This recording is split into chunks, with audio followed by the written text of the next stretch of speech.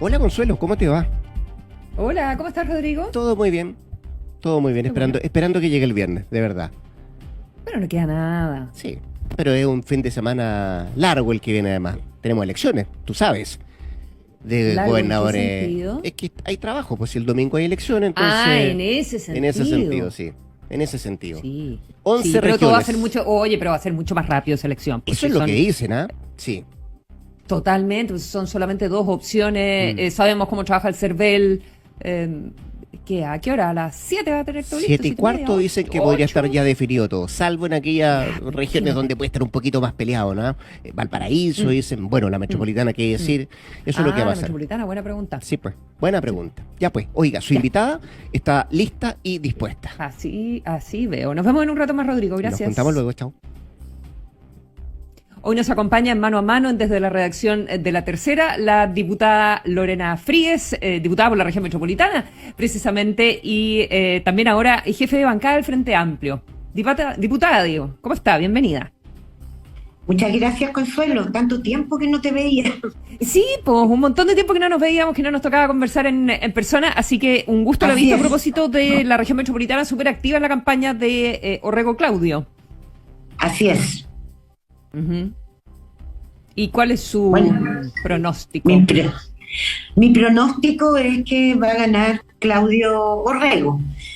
¿Apretado Creo que o con Fíjate largueza? que no tanto, yo no creo que tanto. Es una disputa, obviamente es un candidato muy competitivo, pero me parece que Claudio le va a sacar unos buenos puntos y bueno, me alegro, digamos, porque Pancho Rego al final representa para mí una forma de hacer política que no me parece que nos lleve por buen camino, que es esta política polarizante, de adjetivaciones, de exclusión de sectores políticos, etcétera. Creo que es un mal camino si vamos por ese. Me llamó la atención que está en la Comisión Procultura, a propósito de la seguidilla de comisiones investigadoras que se instalaron esta semana en el Congreso, en la Cámara. Y usted es integrante de la investigación o sea, de la comisión que va a hacer la investigación respecto del caso de la Fundación Procultura y de qué manera se han La verdad gastado es que no, esos Consuelo. recursos, La ¿no? verdad es que no. Lo que pasa es que ¿Y ponen qué a pasó? los jefes de ¿Por qué estoy tan bancada, equivocada? Ah. porque ponen a los jefes de bancada mientras las bancadas determinan quién va a esa comisión. Mm. Ah, porque yo estaba revisando las comisiones en las que participaba y me aparecía Procultura. Entonces, usted no va a estar en esa porque le No quería voy a preguntar estar. precisamente por el caso Procultura en que está involucrado el gobernador Orrego. Sí, no, yo no voy a participar en esa comisión. En general, los Ujú. jefes de bancada tratamos de no participar en las comisiones investigadoras Ya. porque nos tocan otras pegas adicionales, digamos, que no nos dan mucho tiempo. Ujú. ¿Cree en todo caso que puede complicar o que ha complicado, y sobre todo ahora que es tema que ha aparecido en los debates en los últimos días entre ambos candidatos, las perspectivas de Claudio Rego, su involucramiento en este caso? Yo me parece bueno que todas estas cosas evidentemente hay que investigarlas, pero en el caso de Claudio Rego tiene digamos una trayectoria de trabajo de gestión muy eficiente y transparente, por lo tanto Ujú. me parece que a pesar de todo lo que ha significado el caso convenio para Mm. mucha gente, digamos, no solo en el Frente Amplio, sino que principalmente gobernadores y personas Mm. relacionadas con procultura, me parece que no va a afectar, digamos, esta situación a Claudio. Ujú. Saltemos entonces a lo que dio inicio a toda la investigación en relación con los convenios con las fundaciones. Quisiera saber su opinión sobre la renuncia de la diputada del Frente Amplio, Catalina Pérez, al partido, que se conoció en las últimas horas, aunque se concretó el viernes pasado. Sí. Bueno, esta es una situación que reaparece producto de estos audios que salieron en la prensa, donde eventualmente se habla sobre que los convenios van a traer lucas, etcétera. Y frente a eso, recordemos que Catalina Pérez había recibido una sanción justamente porque en su alocución inicial había planteado que no conocía de esto, luego sí dio cuenta de que conocía, pero no de las operaciones en concreto, y en función de eso se le dio una sanción cuando todavía era militante de Revolución Democrática. Frente a estos audios, lo que pidió la Dirección Nacional es que el Tribunal Supremo ahora del Frente Amplio evaluara si se trataba de nueva información, porque eso hubiera abierto un caso frente al Tribunal Supremo. La renuncia del nuevo partido, de la nueva orgánica partidaria. Exactamente. Ahora, la renuncia de Cata Pérez cierra la causa en el Tribunal Supremo porque ya no se trataría de una militante. Y bueno, es una opción personal hacerlo. Y entiendo que es lo que dicen los estatutos en ese sentido, sí, pero deja instalado un poquitito de manto de duda, ¿no? Cuando uno está en aras de la transparencia, ¿no sería deseable que el partido hubiese podido avanzar y entregar esos resultados de todas formas? Me recuerda, en otro nivel nada que ver, pero lo de Sergio Muñoz en la Corte Suprema, también que he investigado, pero como ya no está en la Corte Suprema, no se conoce lo que se investiga ahí. No, efectivamente, o sea, yo lo que te estoy dando es la respuesta estatutaria y por lo tanto claro, lo que va o lo que tiene que hacer el partido, pero desde luego que en este caso que todos sabemos que nos golpeó fuertemente a los partidos del Frente Amplio, queremos la máxima transparencia, que todo se sepa, que las responsabilidades se asuman, porque no estamos por avalar conductas corruptas y en ese sentido hubiera sido mejor incluso que la propia Catalina Pérez a lo mejor se mantuviera para que esto se evaluara y terminara eventualmente con una absolución si ella lo que planteaba era su inocencia y desconocimiento de lo que significaba lo que había detrás, digamos, de la operación de los convenios. Entonces sí, hasta aquí nomás podemos llegar. Pero claramente lo que buscamos es que en esto no haya ninguna sombra de duda porque le hace mal a la política en general y al Frente Amplio también, porque con su corta vida todavía eventualmente pensábamos que prácticas de ese tipo no necesariamente habían en un partido nuevo, ¿no? Que no había estado en el poder, que no necesitaba de hacerse de recursos, etcétera, que lo hacía por la vía electoral. Entonces, efectivamente, este fue un golpe fuerte, pero también hay que decir, Consuelo, que reaccionamos con harta rapidez, en el sentido de que fue en ese momento Revolución Democrática quien presentó, digamos, una querella y inmediatamente pasó esta situación al Tribunal Regional y luego al Tribunal Supremo de ese partido. Y la diputada al final no dice en su comunicado por qué renuncia. Uno lo puede más o menos estimar por qué hace esa renuncia, pero ¿tenía posibilidades ella realmente? Porque esto tiene que ver con la ley antidíscolos, entonces para poder salir del partido y eventualmente igual presentarse como independiente en las elecciones o independiente en la lista de alguien. ¿Corría el riesgo su postulación parlamentaria para el próximo año dentro del Frente Amplio? Evidentemente corría riesgo, puesto que el Tribunal Supremo iba a evaluar los nuevos antecedentes y de haber nuevos antecedentes se abría una causa y eso podía significar algún tipo de sanción y eso significaba imposibilidad de ir a una elección. Entonces me parece que evaluó también esos riesgos para renunciar. Y ahí entonces para el Frente Amplio es mejor cerrar este capítulo y bueno, ya se fue, no hay Tribunal Supremo, ya no va a ser candidata nuestra, o podría ser que ella fuera como independiente dentro de un subpacto con el Frente Amplio. Vamos a ver, porque eventualmente también nos golpea la duda respecto de que Ya. no se haya resuelto Perfecto. esta situación. Eso es algo que, a propósito de la evaluación de todas las candidaturas para las próximas parlamentarias, tiene que hacer el partido, y lo hace en función no solo, digamos, de ciertos datos objetivos respecto de cuánto puede uno marcar o no marcar en encuestas, etcétera, sino que también respecto de comportamientos políticos o que puedan impactar políticamente al Frente Amplio. Y en ese sentido supongo que se evaluará que esa es una de las aristas, porque claramente, digamos, finalmente no llegamos a una resolución respecto de lo que pasó o el grado de involucramiento de Catalina Pérez en el caso Convenio. O sea, hay un riesgo reputacional también. Así es.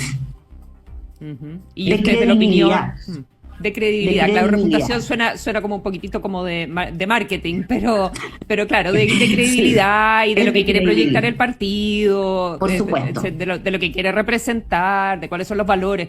En ese sentido lo planteo. Usted, entonces, Sí. por lo que entiendo de esta conversación, es más bien de la posición hoy en día que ella no debiera estar en una competencia dentro del oficialismo.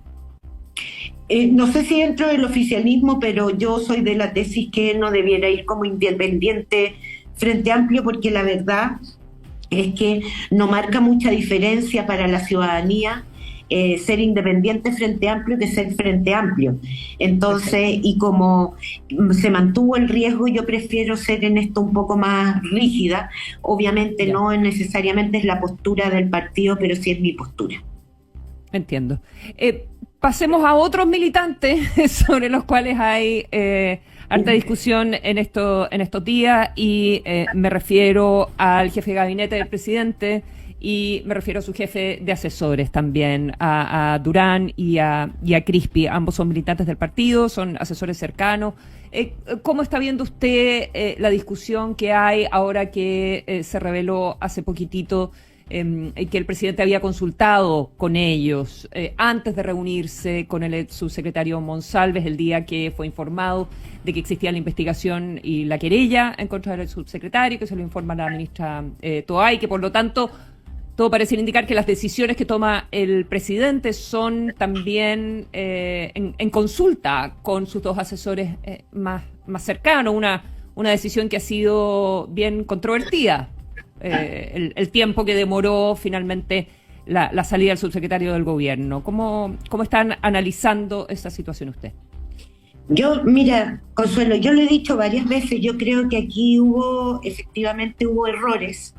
Hay cuestiones que solo se explican en sociedades machistas, como por ejemplo ciertos privilegios que tienen que ver con entregarle el atril para que haga una locución en su propia defensa el ex subsecretario, o que se estime que puede ir, ¿no es cierto?, a discutir sobre la ley de presupuesto, existiendo esta sospecha en ese minuto, por lo menos con algunos antecedentes de que estaba involucrado en un delito tan grave como la violación y el abuso sexual. Yo en general creo que las 48 horas se explican, digamos, por el grado de impacto que tuvo esta situación en la moneda, y me parece que dentro de todo son razonables. Bueno, todo lo que sabemos de la ida a despedirse o a señalarle a la familia lo que había pasado, para mí todo eso entra en la categoría de privilegios masculinos a los que cualquier gobierno, digamos, en una sociedad machista habría estado proclive, diría yo. Y por lo tanto lo que se ha sabido, y a mí me parece que lo que es una constante, es que el presidente ha actuado, uno, de buena fe y con total transparencia, incluso al punto de la crítica respecto de su alocución de los 53 minutos, pero que fue efectivamente tratar de atajar este tsunami, mostrando, digamos, que aquí nada se iba a esconder.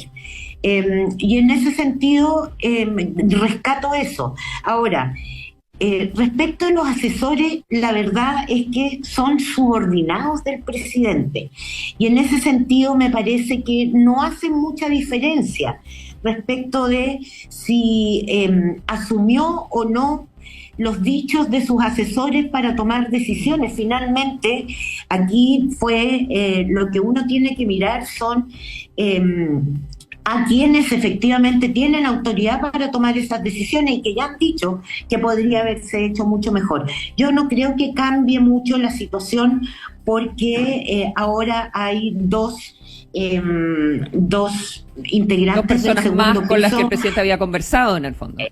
Exactamente. Yo hubiera dicho que para mí lo importante hubiera sido que esto lo hubiera conocido el comité político y dentro de ello obviamente la ministra de la Mujer, que me parecía la más idónea para dar cuenta, digamos, de los pasos a seguir. ¿No cree que ayudaría a descomprimir?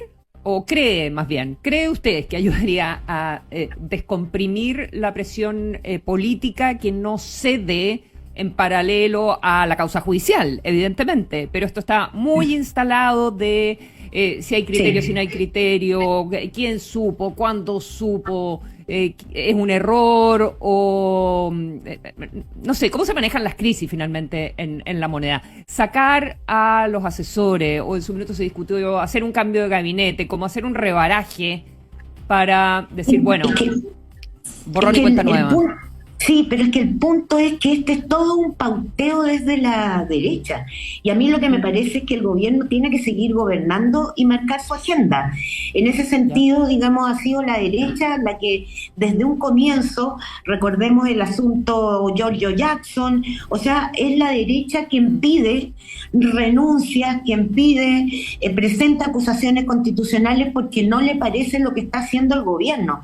Y lo que la derecha tiene que entender es que este no es su gobierno. Entonces me parece que hacerle caso a la presión de la derecha no es lo más, porque va a seguir exigiendo responsabilidad. Este es un golpeteo que lo vamos a tener hasta el final. Yo espero que con esto podamos aprender que a futuro, digamos, las revanchas por lo que se hizo en el pasado, esta llamada política del rencor no nos lleva a ninguna parte, porque lo que hace es tratar de inmovilizar a los gobiernos más que dejarlos gobernar. Y yo diría que esa es la principal misión que tiene hoy día el presidente y su gobierno, sacar las cuestiones que están pendientes y seguir gobernando, y él evaluará hasta dónde, digamos, sus colaboradores son funcionales a lo que él pretende en el último año.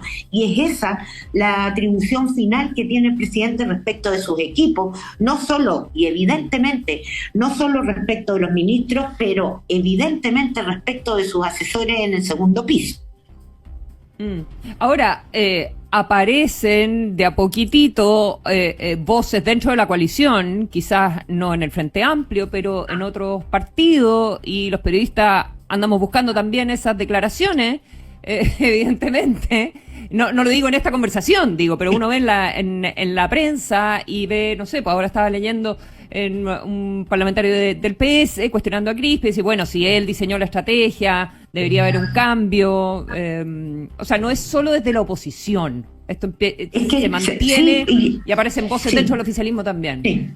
Sí, no, y yo misma te lo acabo de decir, yo tengo críticas respecto de cómo se gestionó todo esto. El mismo gobierno ha planteado que podría haberse hecho mejor.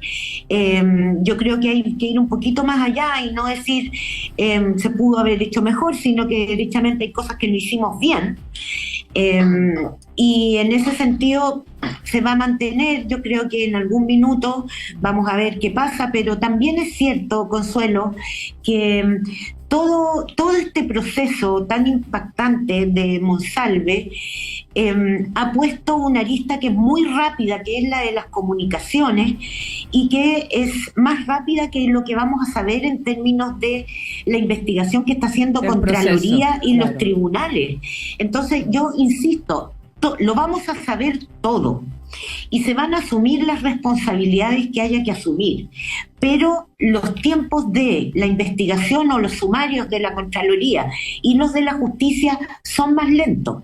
Entonces también hay que poner un poquito la pelota en el piso, porque no es que se esté tratando de encubrir nada de nada, como lo ha dicho la derecha, esta idea de el pacto de silencio, que me parece una falta de respeto, porque es una forma de hablar de un gobierno que encubre o que es cómplice, y no le doy ese derecho a la candidata, digamos, Evelyn Matei, y por lo tanto hay que también calmar un poco las aguas, porque creo que esto hay que mirarlo en su justa dimensión, con la gravedad que tiene, y también porque no ayuda ni a la víctima, ni tampoco a las otras víctimas que de alguna manera están viendo constantemente, ¿no es cierto?, cómo salen a la luz y cómo podrían salir, en el caso de ellas también, información, videos, etcétera, que lo único que hacen es lo que no queremos, que es inhibir y producir un impacto en la afectada, que es la que menos impacto debiera recibir de todo este proceso.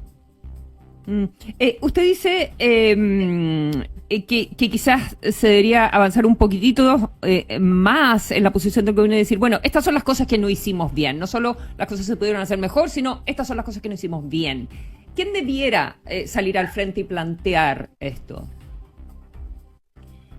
Yo creo que, bueno, hay varios casos, va a depender también de lo que veamos en temas administrativos, pero aquí yo creo que la jefa de la cartera es la ministra Toá. Y también, y por lo tanto, y con eso no estoy diciendo que ella se lleva toda la pelota, sino que en algún minuto hay que decir, mire, sí, hacemos un análisis, una evaluación, no fue todo lo positivo que quisimos, esto nos impactó. Ella lo dijo en todo caso, que esto los había choqueado muchísimo, y yo creo que algunos de los temas tienen que ver con algo tan humano como haberse sentido impactado por algo que ningún gobierno se imagina que va a pasar en su seno mismo. Ahora, la derecha es la que se ha encargado de mantener esto en la moneda, y eso parece difícil de ceder en la medida que la derecha pide sangre, ¿sí? Está pidiendo sangre hace rato, digamos, respecto del gobierno, y yo creo que el gobierno lo tiene que manejar con tranquilidad, y en el tiempo que estime pertinente, y cuando surja más información, seguramente de los sumarios, tendremos que analizar y ver qué es lo que pasa, pero no puede ser que la urgencia periodística signifique, digamos, que uno tiene que necesariamente cambiar rumbo cuando los tiempos son más lentos y requieren ser más lentos para llegar a lo que realmente sucedió. Bueno, también ahí va a estar la comisión investigadora, no solo lo que está haciendo Contraloría administrativamente, lo que está haciendo la justicia, sino que también la comisión investigadora en la Cámara de Diputados. En el Parlamento, sí. Porque también lo que uno se pregunta es políticamente, dice, bueno, ya la ministra del Interior es la jefa, quizás ella en algún minuto debiera salir a plantear. Pero claro, uno espera, me imagino yo, que blinde al presidente, ¿eh? El presidente se puso en la primera línea, no estoy haciendo una referencia a la primera línea del estallido, pero se puso al frente del tema por una decisión personal, cometiendo algunos errores y exponiéndose mucho. Entonces uno dice, bueno, la pega de la ministra es protegerlo, porque uno no puede dejar a la presidencia como institución expuesta.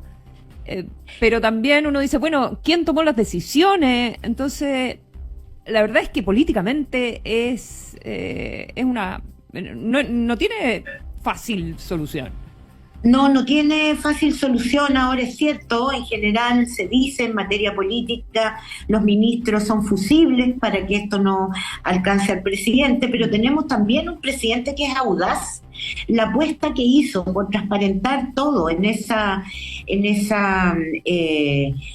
locución pública fue bien audaz. Y en ese sentido, a mí me parece que con el tiempo le juega a favor, porque nadie está dudando, digamos, de que la intención del presidente no ha sido ocultar, sino que más bien poner sobre la mesa a riesgo, incluso de en algunos momentos ir más allá de lo que debía. Y en ese sentido me parece que esas son decisiones que toma él personalmente, y que por lo tanto ahí no hay nadie que blinde, es su decisión. Y acordémonos que esa audacia también la ha tenido en otros momentos. Ejemplo, el 15 de noviembre, ¿no es cierto? Cuando se fue en contra de su propio partido porque consideró que esto era necesario. Bueno, yo creo que esas son las decisiones que toman los líderes y donde no necesariamente se ajusta al formato político, digamos, al entramado, al engranaje que se tiene de la política en la moneda.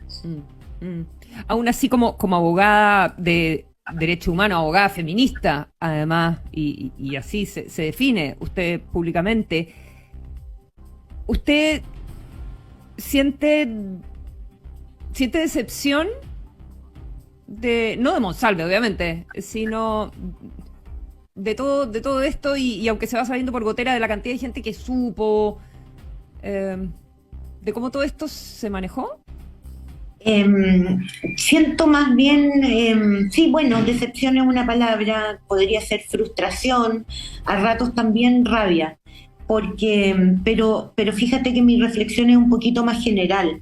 Yo pensé que la sociedad chilena había avanzado más de lo que ha avanzado, y en relación al sector progresista, y me refiero a los varones en el sector progresista, habían entendido de qué trata ser feminista y por qué es necesario que los gobiernos tengan una orientación feminista. En la práctica eso no es así, y también me vuelvo a decir a mí misma, bueno, efectivamente vivimos en una sociedad donde las prácticas machistas, donde los privilegios masculinos están naturalizados, y esto requiere un proceso cultural que es más largo. Menos mal que las feministas de antes y de ahora hemos contribuido en ese camino, y lo que está pasando hoy día con la víctima de Manuel Monsalve es que hoy día puede denunciar, uno puede acceder a servicios y puede ser sostenida socialmente, porque nadie va a llegar y tener por normal desacreditar su testimonio, ¿no? Y eso es un avance que se ha hecho, pero claro, no ha sido suficiente, y duele más cuando es desde dentro del progresismo, porque uno está acostumbrado a que la derecha se haya negado al divorcio, a la píldora del día después, al aborto, en fin, a todos los temas que significan avances en materia de igualdad de género y derechos de las mujeres. Así que sí, duele, hay que hacer más pega, pero no somos las feministas las responsables, sino que esto debiera llamar a ver la necesidad de seguir avanzando para erradicar las prácticas machistas en general de la sociedad, y sobre todo, obviamente, en las propias filas. A mí en ese sentido me llama la atención, bueno, un montón de cosas que me llaman la atención acá, pero a propósito de las filtraciones en la prensa, el hecho de que el jefe de gabinete, el subsecretario Monsalve, le haya hecho, entre comillas, buenas preguntas a Monsalve, ¿verdad? Sobre, así es. Ok, estuviste borrado 12 horas, pero ¿qué relación tienes con ella? ¿Por qué sales con una subalterna? Todas esas preguntas. Pero eso ocurre un jueves. Después encargan una investigación por si había sospecha de alguna extorsión, de si había ocurrido algún delito en contra del subsecretario y de la persona que lo acompañaba. Pero después pasan 2 días más. Y 3 en realidad, hasta el lunes, en que se presenta la querella.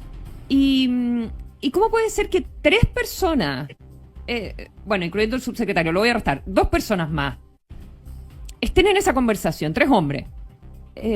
Así es. Incluso la señora Vilches de investigaciones. Y nadie nadie opte por otra mirada del asunto.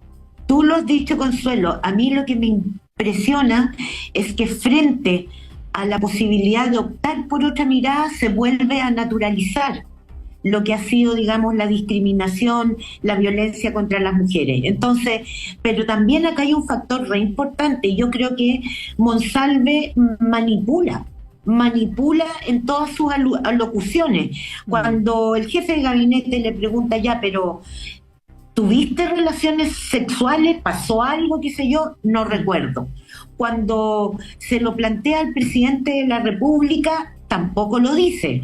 Entonces, efectivamente, nunca desde una óptica regular, digamos, de sentido común, nunca hay una muestra de Monsalve respecto de que eventualmente puede haber cometido esta acción. Y lo que hay es una posición ambigua que gatilla las defensas, creo yo, y en el plano más feminista, que gatilla estas inercias culturales, sobre todo en los varones. Y eso es lo que me frustra.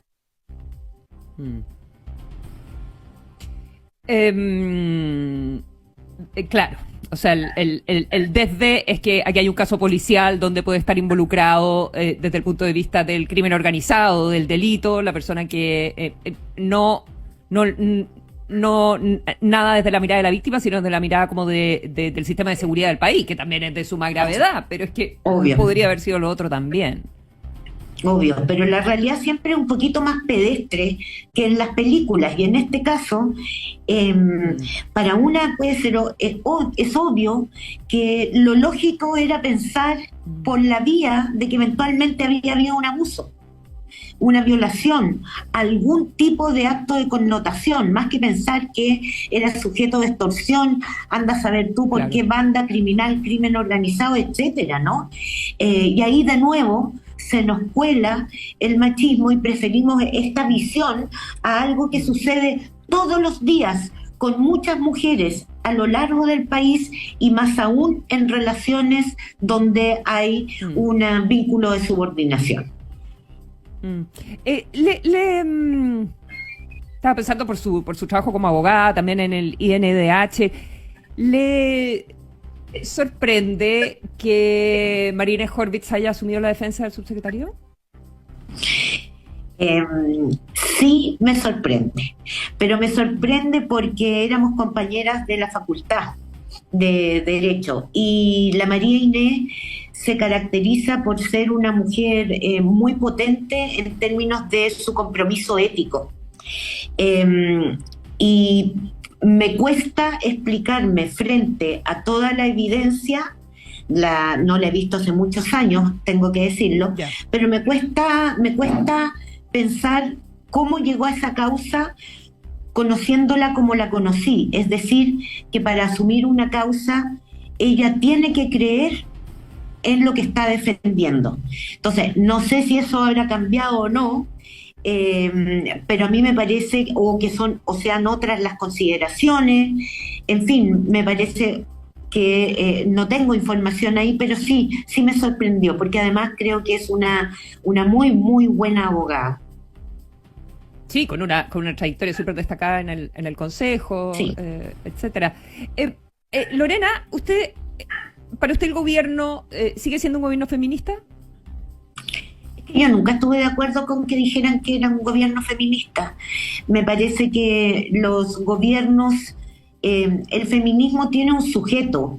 El sujeto somos las mujeres, somos también aquellas que nos autodefinimos como feministas.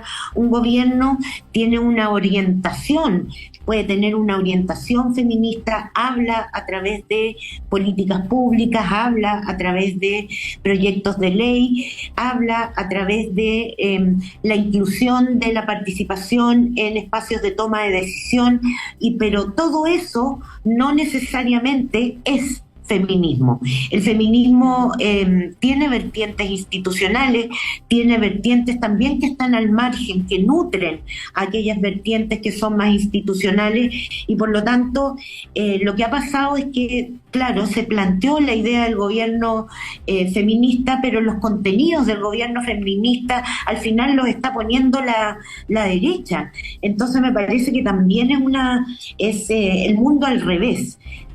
Creo que efectivamente este es un gobierno que ha avanzado en aquellos temas que son muy importantes para los movimientos feministas, y en ese sentido tiene esa orientación porque lo que busca es la igualdad de derechos entre hombres y mujeres. Y eso no lo pierde con el manejo del caso Monsalve. No lo pierde porque insisto, estamos viviendo, y perdón que use estos términos que de repente la gente se asusta, pero estamos viviendo en sistemas patriarcales, en sistemas que han naturalizado la violencia contra las mujeres. ¿Desde cuándo venimos trabajando la violencia contra las mujeres? Desde los años 90. Por lo tanto, tampoco ha pasado ni medio siglo respecto de lo que son cientos de años de violencia contra las mujeres. Y aún así hemos avanzado, pero la cultura machista, que es una cultura de privilegio, se sostiene y se activa cada vez que los movimientos feministas y las feministas no estamos alerta de lo que pasa. Por eso que para mí era muy importante que la ministra de la Mujer, en su calidad, digamos, de conocedora, de experta, de feminista, hubiera sido alguien que alertaba contra esta naturalización o estos actos, digamos, que a veces aparecen inconscientemente, sobre todo en los varones. Lorena Fríes, diputada del Frente Amplio, muchísimas gracias por esta conversación profunda, iluminadora, esta mañana. Ha sido un gusto. Muchas gracias a ti, Consuelo, que te vaya bien. Chao, hasta la próxima. Volvemos al estudio con Rodrigo Álvarez, desde la redacción de La Tercera. Gracias, Consuelo. Me movió. Ahí te está encuadrando, tranquila. Sí. Poniendo en el plano. Sí, no estás bien. Guapa como siempre. Nos juntamos mañana. Y tú también, estupendo. Apolinio. Apolinio. Ya, nos juntamos mañana, cuídate. Chao. Esto fue Mano a Mano con Consuelo Saavedra.